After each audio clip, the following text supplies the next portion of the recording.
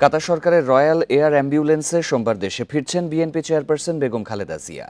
এদিন যানজট সৃষ্টি না করে সুশৃঙ্খলভাবে তাকে অভ্যর্থনা জানানোর আহ্বান জানিয়েছেন দলটির মহাসচিব মির্জা ফখরুল ইসলাম আলমগীর।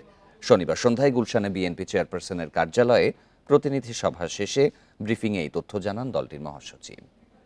বান্ডেল থাকলে প্রতি সেনমানিতে টাকা বাঁচবে। বিকাশ সেনমানি বান্ডেল কিনে জিতুন প্রতি লেনদেনে।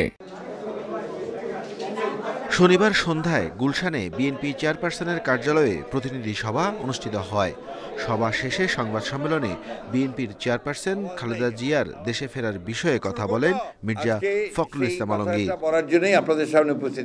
এই সময় মির্জা ফখরুল ইসলাম আলমগীর জানান, বাংলাদেশ বিমানে নয়, যে বিমানে তিনি থাইল্যান্ড গিয়েছিলেন সেই কাতার রয়্যাল এয়ার অ্যাম্বুলেন্সেই সোমবার দেশে ফিরছেন বিএনপির চেয়ারপারসন। যে আগামী ৫ তারিখে দেশনেত্রী বেগম খালেদা জিয়া একটি বিশেষ বিমানে, সম্ভবত সেটা আমরা যেটা আশা করছিলাম যে বিমানে তিনি গেছেন, অর্থাৎ আপনার কাতারের রয়্যাল অ্যাম্বুলেন্স, সেই অ্যাম্বুলেন্সের ফ্লাইটেই তিনি আমাদের দেশে, আমাদের মাঝে আবার ফিরে আসবেন।